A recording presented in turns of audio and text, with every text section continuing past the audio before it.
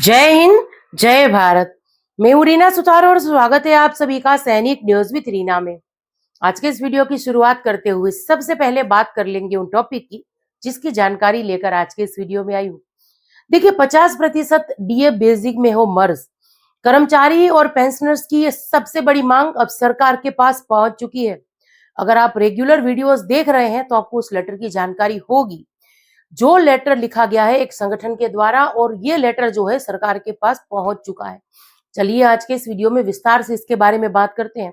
हम ये समझते हैं कि अगर 50% डीएडीआर जो है बेसिक में मर्ज होता है तो हमें कितना फायदा होगा, और अगर 60% डीएडीआर जो है पूरे का पूरा बेसिक में मर्ज होता है तब हमें कितना फायदा होगा। एक सिंपल कैलकुलेशन से इसको हम समझेंगे। यहाँ पर देखिए, हमारे बहुत सारे कर्मचारी और पेंशनर्स का ये सवाल भी रह सकता है कि क्या ऐसा संभव है कि केंद्र सरकार जो है ठीक वेतन आयोग के आने से पहले डीए को बेसिक में मर्ज करने को लेकर कोई डिसीजन दे। तो चलिए इसके बारे में भी आज के इस वीडियो में बात करेंगे। इतिहास में देखिए कब कब डीए मर्ज हुआ है इसके बारे में बात होगी आज के इस वीडियो में। इसके साथ साथ कुछ ऐसे सवाल कि अगर डीए जो है बेसिक में मर्ज होता है तो कब से होगा, क्या इसका एरियर वगैरह मिलेगा या नहीं, ये सारे सवाल भी आज के इस वीडियो में हम कवर करेंगे। तो चलिए इसी जानकारी के लिए आज के इस वीडियो में हम आगे बढ़ते हैं। वीडियो में आगे बढ़ने से पहले हमेशा की तरह आप सभी से निवेदन है कि वीडियो में अंत तक बने रहिएगा। इस चैनल के माध्यम से दी गई जानकारी अगर आप सभी लोगों के लिए यूजफुल रह रही है तो लाइक और शेयर कर दीजिएगा। चैनल से जुड़ने के लिए देखिए चैनल को ज्वाइन करना ये आपकी चॉइस पर है, और सब्सक्राइब करना बेहद जरूरी है तो सब्सक्राइब कर दीजिएगा, नोटिफिकेशन ऑन रखिएगा और इस वीडियो को, इस चैनल को अपने दोस्तों के साथ अपने ग्रुप में साझा जरूर से करिएगा, शेयर जरूर से करिएगा और इस वीडियो को हाइप भी कर दीजिएगा। चलिए इसी के साथ आज के इस वीडियो की शुरुआत करते हुए आज के इस वीडियो के टॉपिक की बात करते हैं। देखिए 50% डीए मर्ज, जैसे कि मैंने कहा कि पोस्टल जो कर्मचारी है उनका एक जो संगठन है उनके द्वारा कर्मचारियों और पेंशनर्स की ये मांग कि 50% डीएडीआर बेसिक में मर्ज हो, ये सरकार के पास पहुंच चुकी है। अब सरकार को निर्णय लेना है इससे पहले कि 8वां वेतन आयोग आए, कर्मचारियों और पेंशनर्स को महंगाई से अंतरिम रिलीफ दिलाने के लिए डीएडीआर को बेसिक में मर्ज कर दीजिए। इससे पहले अगर मैं बात करूं तो फिफ्थ पे कमीशन में ये डिसीजन लिया जा चुका है। यानी अगर केंद्र सरकार चाहे तो ये नामुमकिन नहीं है बिल्कुल, क्योंकि इससे पहले भी कुछ एक जो वेतन आयोग है उसमें हम ये देख चुके हैं जहां महंगाई ज्यादा हो गई थी, 50% के पार हो गई थी। तो केंद्र सरकार जो थी उस समय की, उन्होंने क्या किया था, उन्होंने 1 अप्रैल 2004 को महंगाई भत्ते को जो है पूरे का पूरा बेसिक में मर्ज कर दिया था, जिससे जो कर्मचारी या पेंशनर्स थे उनको राहत मिली थी। अब कितनी राहत मिली थी इसके बारे में भी आगे हम बात करेंगे, कैसे राहत मिली थी और अगर अभी ये होता है तो हमें कितना फायदा होगा ये भी देखेंगे। तो जैसे कि मैंने कहा कि अगर केंद्र सरकार चाहे तो ये नामुमकिन बिल्कुल नहीं है। हम बात करें 7वें वेतन आयोग के कमेटी की, तो 7वें वेतन आयोग की सिफारिश भी यही कहती है कि जब महंगाई दर का आंकड़ा 50% के पार पहुंच जाता है तो उसको डीएडीआर में मर्ज, उसको बेसिक में मर्ज जो है कर दीजिए। लेकिन अब केंद्र सरकार के हाथ में है वो ये डिसीजन लेती है या नहीं लेती है। आपकी राय क्या है इस बारे में कमेंट्स में जरूर से बताइएगा, क्योंकि देखिए अभी 8वें वेतन आयोग की कमेटी ने सिर्फ अपना काम शुरू किया है। इसकी सिफारिशें आने में तकरीबन 15 महीने आप मानकर चल लीजिए। इसके बाद केंद्र सरकार के द्वारा कैबिनेट के अप्रूवल के बाद बजट वगैरह तय करना और इसके बाद इसको लागू करना, इसमें कम से कम अगर मानकर हम चले तो 20 महीनों का समय जो है लग सकता है। तो ऐसे में उन कर्मचारियों और पेंशनर्स का क्या जो लगातार महंगाई की मार झेल रहे हैं, उनको अंतरिम राहत दिलाने के लिए देखिए ये प्रयास हो रहे हैं। और चलिए अब वीडियो में आगे बढ़ते हुए 2-3 सवाल इसको लेकर देख लेते हैं। जैसे कि वीडियो की शुरुआत में मैंने कहा था कि आपके ये भी सवाल रह सकते हैं कि अगर ये महंगाई भत्ता जो है बेसिक में मर्ज होता है तो कब से होगा, इसका एरियर मिलेगा या नहीं। इन दोनों ही सवालों का जवाब देख लेते हैं। सबसे पहला सवाल कि कब से होगा।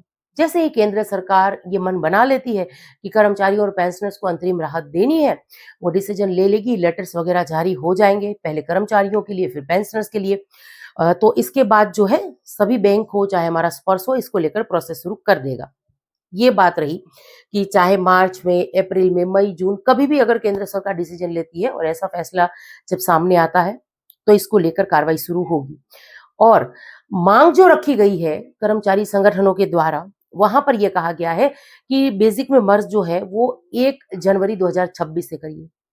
तो ये भी संभव है कि हमें इसका एरियर भी मिले, पर ये अभी एक अनुमान ही हम लगा सकते हैं कि केंद्र सरकार इसको लेकर कोई डिसीजन लेगी। अब आपको क्या लगता है, क्या केंद्र सरकार ऐसा डिसीजन लेगी या उनको ऐसा कोई डिसीजन लेना चाहिए? कमेंट्स में अपनी राय जरूर से शेयर करिएगा।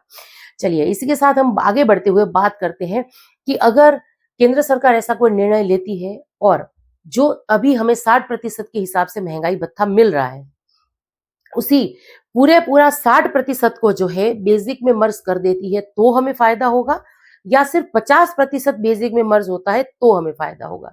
दोनों ही कैलकुलेशन को आसान भाषा में चलिए समझा देती हूँ। देखिए, अगर 50% डीएडीआर मर्ज होता है बेसिक में तो देखिए कैसे फायदा होगा। यहाँ मैंने 20,016 रुपए जो है बेसिक ली है। ये मैंने एक अनुमान ही लगाया है बेसिक का, क्योंकि इससे पहले जो मैंने एक वीडियो बनाया था उसमें मैंने एक 15 साल सिपाही रैंक के वाई ग्रुप के जो पेंशनर्स होते हैं उनकी बेसिक के हिसाब से कैलकुलेशन वगैरह किया था।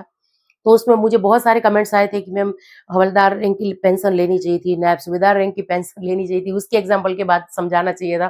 तो आज मैंने ये तय किया कि चलिए ये जो बेसिक है ये किसी भी टेबल के साथ मैच नहीं हो रही है, ये सिर्फ मैं एक एग्जाम्पल दे रही हूँ। तो इस बेसिक पे ज्यादा आप वो ध्यान मत दीजिएगा। आपको अगर कैलकुलेशन करना है कि आपकी बेसिक में कितना फायदा होने वाला है या डीएमर्स के बाद आपकी नई बेसिक क्या होगी, तो यहाँ पर आपको आपकी बेसिक लिखनी है। मैंने यहाँ पर 20,016 रुपए लिखी है, जो किसी भी रैंक की, किसी भी ग्रुप की, किसी भी के साथ मैच ये नहीं करेगी। चलिए, इसमें 50% अगर हम डीए मर्ज करने के लिए इसको पहले हमें जोड़ना पड़ेगा। तो 20,016 रुपए का 50% कितना हो रहा है? 10,008 रुपए। अब इसको इसमें ऐड करेंगे तो 30,024 रुपए जो है ये हमारी नई बेसिक निकल कर आएगी। अब यहाँ पर हमने सिर्फ 50% जो है इसी को मर्ज किया है, पूरा 60% नहीं किया है, जबकि अभी डीएडीआर जो है 60% चल रहा है। तो बाकी के जो 10% थे उसके हिसाब वो जो 10% महंगाई भत्ता है वो इस नई बेसिक पर लगेगा जो हमें 50% मर्ज करके मिला है। तो हमारी नई बेसिक यानी 30,024 रुपए को मल्टीप्लाई करेंगे 10% के साथ, तो 3,002 रुपए जो हमें मिल रहे हैं वो हमें हमारी नई जो बेसिक है उसमें ऐड करने के बाद 33,026 रुपए ये फायदा होगा अगर 50% डीए मर्ज होता है और उसके ऊपर की जो 10% है उसको हम कैलकुलेट वगैरह करते हैं। जैसे कि अभी क्या हो रहा है, जो आपकी बेसिक है उसमें पूरा 60% के हिसाब से आपको महंगाई भत्ता मिल रहा है। हमने यहाँ पर क्या किया, 50% मर्ज किया और 10% जो है एक्स्ट्रा बच रहा था उसको हमने नई वाली बेसिक पर कैलकुलेशन वगैरह करके हमें नई हमारी बेसिक मिली 33,026 रुपए। अब हम ये देखेंगे कि पूरा 60% अगर मर्ज हो जाता है तब कितना फायदा होगा। अब जब मैं ये बात कर रही हूं तो आपके मन में यही जवाब होगा कि 60% पूरा मर्ज करेंगे तो ज्यादा फायदा होगा और 50% करेंगे तो थोड़ा कम फायदा होगा, लेकिन ऐसा नहीं है। चलिए इसको भी समझा देती हूँ।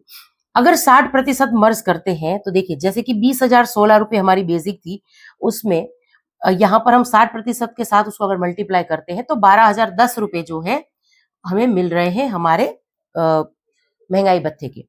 तो उसको जब हम 20,016 रुपए में ऐड कर रहे हैं तो 32,026 रुपए ये हमारे पास अमाउंट आ रहा है।